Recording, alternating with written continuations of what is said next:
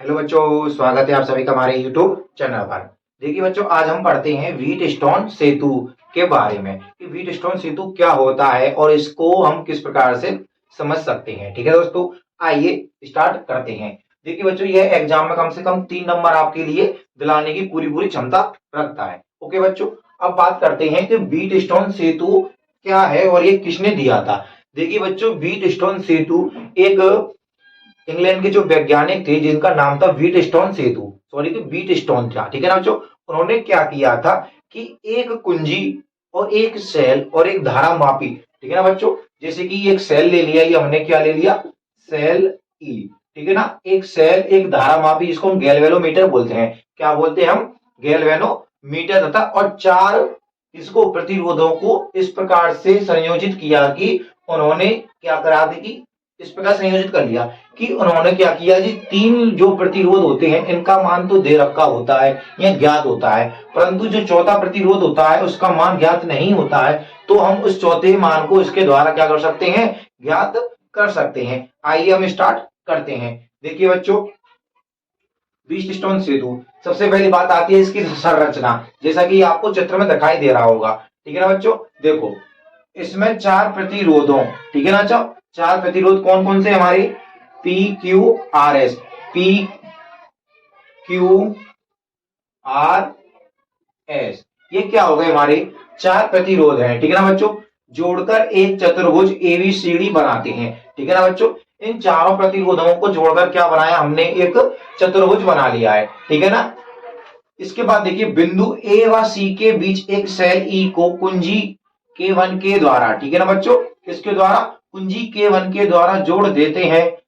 और बी तथा डी के बीच एक धारा मापी जी को कुंजी K2 के द्वारा जोड़ देते हैं। जैसा कि आपको दिखाई दे रहा हो, रचना बोलते हैं, जैसे कि हम गणित में करते हैं ना कि इसकी रचना कीजिए, तो हमने क्या करना है कि हमने इसको चित्र को किस किस प्रकार से या किस उपकरणों की सहायता से बनाया है। तो सीधी बात है कि हमने सबसे पहले क्या लिया था कि हमने पी क्यू आर एस, ठीक है ना बच्चों, पी क्यू आर एस क्या ले लिए, चार प्रतिरोध ले लिए। इनको क्या किया है हमने, एक जो ए और जो सी है, यानी कि यहां से लेके और सी कर, इसके बीच में तो एक सेल और एक कुंजी जोड़ दी है।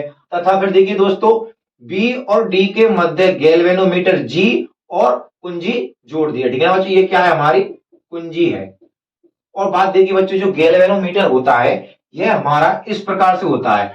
देखो इसमें ही एक सूचना, यानी कि ये तीर का चिन्ह होता है। ठीक है ना, यानी कि तीर की सुई होती है, यह क्या होती है, लेफ्ट राइट होती रहती है। ठीक है ना बच्चों, इस प्रकार से क्या होती है, ये लेफ्ट राइट होती रहती है, जिससे हमको पता चल जाता है कि इसमें विद्युत धारा प्रवाहित हो रही है कि नहीं हो रही है। अब बात देखिए बच्चों, हमने क्या किया इसमें कि इसमें चार प्रतिरोधों पी क्यू आर एस को जोड़कर एक चतुर्भुज एबीसीडी बनाते हैं। बिंदु ए व सी के बीच एक सेल ई को कुंजी K1 के द्वारा जोड़ देते हैं। बी तथा डी के बीच एक धारा मापी जी, जिसको हम बोलते हैं गैल्वेनोमीटर, को कुंजी K2 के द्वारा जोड़ देते हैं। फिर देखिए बच्चों, ठीक है ना, इतना हमने ये कंप्लीट कर लिया है। अब बात आती है इसकी सिद्धांत की। ठीक है ना बच्चों, सिद्धांत क्या होता है, तो देखिए बच्चों, इसका सिद्धांत होता है कि प्रतिरोधों को इस प्रकार व्यवस्थित करते हैं। ठीक है ना बच्चों, किन, यानी जो ये प्रतिरोध है हमारे, इसको हम इस प्रकार से व्यवस्थित करते हैं कि परिपथ में धारा प्रवाहित करने पर, यानी कि जब इस सेल से हम क्या निकालते हैं, धारा प्रवाहित करते हैं। ठीक है ना, किसमें, इन प्रतिरोधों में, जब इसमें हम विद्युत धारा प्रवाहित करते हैं तो क्या होगा, देखो बच्चों, करने पर धारा मापी में कोई विक्षेप, विक्षेप का मतलब हिलना डुलना होता है, उसको क्या होता है, अगर वह अपने स्थान पर ही बनी रहती है तो उसको क्या है, हमारा समीकरण संतुलित है, यानी कि विक्षेप ना हो तो उसे संतुलन की अवस्था कहते हैं। ठीक है ना बच्चों, अगर इसमें विक्षेप हो जाता है तो समझ लीजिए कुछ ना कुछ हमारे परिपथ में क्या है, गड़बड़ी है, यानी कि जो हमारी ये प्रतिरोध है किसी ना किसी कहीं से ना कहीं से गलत प्रकार से जुड़े हुए हैं। अगर इसमें विक्षेप नहीं होता है तो ये बिल्कुल ही संतुलित अवस्था में होता है। ठीक है ना बच्चों, इसके लिए एक फॉर्मूला होता है। ठीक है ना बच्चों, यानी सिद्धांत के बाद इसका जो व्हीटस्टोन सेतु का जो फॉर्मूला होता है वह होता है हमारा P upon Q is equal to R upon S। ठीक है ना बच्चों, ये क्या हो गया, हमारा सिद्धांत का इसका फॉर्मूला हो जाता है। अब बात आती है कि भाई ये फॉर्मूला हम किस प्रकार से ज्ञात करें, किस प्रकार से भाई सिद्ध करें कि यही फॉर्मूला बन के आएगा। ठीक है ना, जो हमने ये फॉर्मूला निकाला है इसका ये फॉर्मूला बन के आएगा, किस प्रकार से सिद्ध करते हैं। तो देखिए दोस्तों, इसके लिए हम क्या करते हैं, ये किरचॉफ का नियम होता है। क्या होता है हमारा, किरचॉफ का नियम, जो पिछली वीडियो में आपने पढ़ लिया होगा, ठीक है ना बच्चों, किरचॉफ के द्वितीय नियम के आधार पर, ठीक है ना बच्चों, द्वितीय नियम, ओके, द्वितीय नियम के आधार पर। एक बात देखिए दोस्तों, हम क्या कर सकते हैं, इसके दो बंद बनने हैं, ठीक है ना, यानी दो त्रिभुज बनते हैं कि नहीं बनते इसमें, देखो ए बी डी ए, तो ये क्या बन गया हमारा, एक त्रिभुज बन गया। और इधर देखिए बी सी डी बी, क्या बन गया, दूसरा त्रिभुज बन गया। यानी कि इसके दो अर्धांश बन चुके हैं, ठीक है बच्चों, क्या बन चुके हैं, दो अर्धांश। भाई ये पूरा मान लीजिए, एक ये हो गया और एक ये हो गया, दो अर्धांश हो चुके हैं। तो हम पहले लिख सकते हैं कि इससे ए बी डी से, देखिए बच्चों, त्रिभुज ए बी डी ए से, ठीक है ना बच्चों। अब देखिए क्या करेंगे। भाई मैंने देखा बताया आपको, गैल्वेनोमीटर यानी कि अपने स्थान पर रहता है, यानी शून्य रहता है, ठीक है ना बच्चों। तो देखिए एबीडी में क्या होता है कि I1, क्या, ठीक है ना बच्चों, प्रतिरोध I1, क्या लिखा हुआ हमारा, प्रतिरोध I1P। अब देखिए बच्चों कि जब हमने किरचॉफ का नियम बताया था कि धारा प्रवाहित होने पर दो भागों में बट जा रही है, तो देखिए बच्चों यहां से जो धारा जा रही है इस स्थान तक, यहां पर आने के बाद यह धारा इधर भी चली गई और एक धारा इधर भी चली गई, यानी कि यहां तक धारा आई थी वह यहां से दो भागों में बट जाती है। ओके बच्चों, इससे क्या होता है, इधर गई, ठीक है ना पॉजिटिव, इधर गई तो नेगेटिव, क्यों, क्योंकि ये हमारा परिपथ तो जो चल रहा है ना, ठीक है ना बच्चों। ऊपर के क्या आगे पॉजिटिव और नीचे क्या हो गए हमारे नेगेटिव। ओके, तो I1P माइनस और इधर I2R इक्वल टू 0, क्योंकि विक्षेप क्या होता है हमारा, अगर 0 होगा, ठीक है ना बच्चों।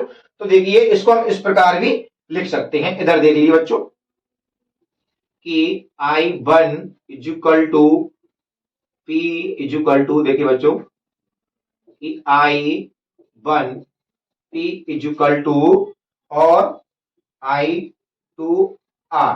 ओके, ये क्या हो गया हमारा, समीकरण नंबर 1 हो गया है। ओके बच्चों, अब देखिए इसके बाद सेकंड नंबर एक तरह से, यानी कि त्रिभुज हमारा हो जाता है।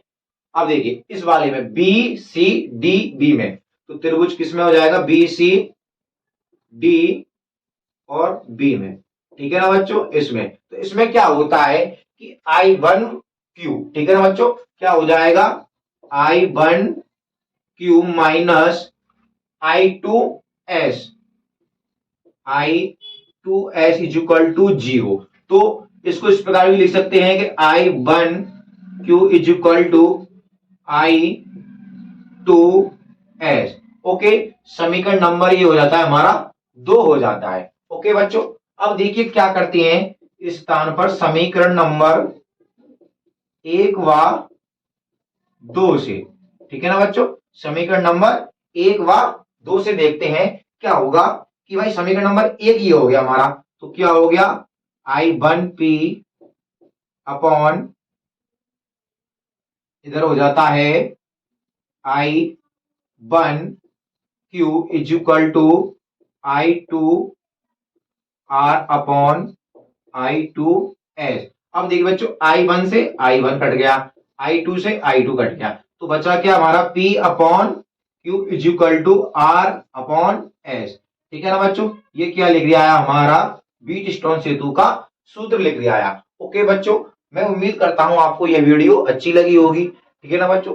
देखिए एक बार और समझा देता हूं मैं आपको, सीधी सीधी बात है कि भाई एक वैज्ञानिक था इंग्लैंड का, ठीक है ना, उसने क्या किया था कि 4 परिपथों को यानी 4 प्रतिरोधों को जोड़कर, ठीक है ना बच्चों, 4 प्रतिरोधों को उसने जोड़ दिया। इसमें 3 का मान तो दिया होता है और चौथे का नहीं हुआ था, ठीक है ना, तो हम तीनों की सहायता से चौथे का मान निकाल सकते हैं। ओके बच्चों, इसके आधार पर उसने क्या किया था कि इसने 4 प्रतिरोधों को PQRS को जोड़कर एक चतुर्भुज ABCD बनाते हैं, K1 के द्वारा जोड़ देते हैं, ठीक है ना बच्चों, यानी बिंदु A व C के बीच एक सेल E को कुंजी K1 के द्वारा जोड़ देते हैं, B तथा D के बीच एक धारामापी G को कुंजी K2 के द्वारा जोड़ देते हैं। ओके बच्चों, जैसा कि आपको चित्र में दिखाई दे रहा है, ठीक है ना। फिर देखिए सिद्धांत, प्रतिरोधों को इस प्रकार व्यवस्थित करते हैं। भाई जो ये प्रतिरोध होते हैं हमारे, इनको इस प्रकार से वे प्रदर्शित करता है कि परिपथ में धारा प्रवाहित करने पर जब इस ई के द्वारा यानी इस सेल के द्वारा हम क्या करते हैं, इसमें धारा प्रवाहित करते हैं, ठीक है ना। तो ये जो हमारा धारा मापी लगा हुआ है जिसको हम गैल्वेनोमीटर बोलते हैं, क्या बोलते हैं हम, गैल्वेनोमीटर बोलते हैं। धारा मापी में कोई विक्षेप ना हो तो, ठीक है ना बच्चों, इसमें क्या नहीं होगा, विक्षेप नहीं होगा। देखो इस प्रकार से रहती है, ना तो इधर जाएगी ना इधर जाएगी, ये बीच में ही रहती है, ठीक है ना बच्चों। तो ये क्या हो जाता है, शून्य के बराबर होता है, तो यानी कि उसे संतुलन की अवस्था कहते हैं, ठीक है ना। इसका जो सूत्र होता है वो होता है P अपॉन क्यू बराबर R अपॉन एस, ठीक है ना। अब क्या करना है हमको, ये सूत्र का निर्माण करना है। तो देखिए बच्चों, किरचॉफ के द्वितीय नियम के अनुसार क्या होता है कि जो ये धारा होती है हमारी, ठीक है ना बच्चों, ये दो धारा है तो क्या होगी, यहां से दो भागों में बढ़ जाती है, दो भागों में बढ़ जाएगी तो आधी आधी रह जाती है, ठीक है ना बच्चों। तो इसी प्रकार इधर क्या जाएगा, पॉजिटिव हो जाता है, इधर नेगेटिव हो जाता है। फिर देखिए बच्चों, A B C D A त्रिभुज में, यानी ये जो अर्धांश होता है हमारा, इस वाले को लेते हैं पहले। तो आई अपॉन यानी कि आई वन, ठीक है ना बच्चों, P minus I two R is equal to zero, तो I one P is equal to I two R बराबर, सॉरी समीकरण नंबर ए। इसी प्रकार देखिए बच्चों, बी सी डी वी में, तो आई